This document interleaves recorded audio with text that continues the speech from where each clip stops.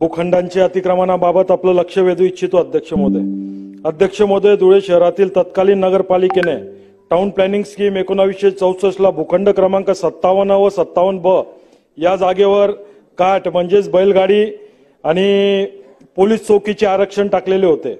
सदर जागेचे जे मालक होते अध्यक्ष महोदय मोहम्मद हाजी यांना तत्कालीन नगरपालिकेने 11,711 रुपये त्या जागेबद्दल मोबदलाही दिलेला होता। अध्यक्ष महोदय, प्रत्यक्षात महापालिकेने तो भूखंड ताब्यात घेतला, परंतु 2012 ला विकास आराखडा तयार झाला अध्यक्ष महोदय, व त्यात 57A आणि 57B या भूखंडावर हाऊसिंग फॉर अर्बन पुअर असे आरक्षण टाकण्यात आले। अध्यक्ष महोदय, ऑक्टोबर महिन्यात 2023 मध्ये अचानक त्या भूखंडावर वक्फ बोर्डचं नाव लावण्यात आलं। मौलवीवाडा मस्जिद ट्रस्ट असे नाव लावण्यात आले। त्याच्या आधी 2023 ऑक्टोबर पर्यंत त्या जागेवर महानगरपालिकेचे नाव होते, परंतु 2023 मध्ये त्या जागेवर नाव बदलण्यात आले। हे सर्व अध्यक्ष महोदय त्यावेळेचे तत्कालीन माजी आमदार फारुख शाह यांच्या दबावाखाली भूसंपादन अधिकाऱ्याने हे सर्व कृत्य केलेले आहे अध्यक्ष महोदय।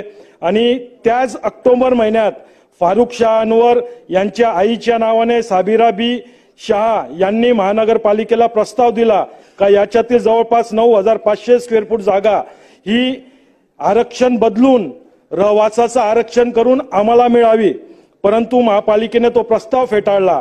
परंतु परत त्यांच्या मातोश्रीने परत प्रस्ताव पाठवला। 30 वर्षाचं करार त्यांनी वक्फ बोर्डाकडनं केलं त्या जागेचं। वक्फ बोर्ड असे करार करू शकत नाही त्यांच्या कायद्याप्रमाणे, तरी असा करार त्या ठिकाणी करण्यात आला अध्यक्ष महोदय।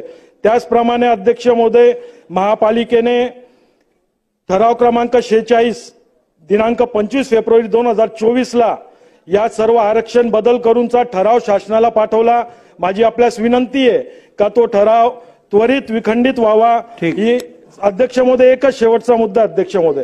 त्याचप्रमाणे अध्यक्ष महोदय, धुळे शहरात कॉटन मार्केट परिसर आहे अध्यक्ष महोदय, त्या ठिकाणी 3300 घरं हे अस्तित्वात आहे। त्या 3300 घरांवर जी जागा सरकारी होती त्याच्यावर सुद्धा वक्फ बोर्डने आपलं नाव लावलंय अध्यक्ष महोदय।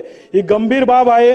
माझ्या जिल्ह्यात जवळपास 117 जागांवर वक्फ बोर्डाचं नाव लागलंय आणि 33 जागांवर जवळपास अध्यक्ष महोदय माझ्या शहरात वक्फ बोर्डने 2023 नंतर नावं लावली अध्यक्ष महोदय। अध्यक्ष महोदय, शेवटचा कंक्लूड करा अध्यक्ष महोदय, बस एकच मिनिट।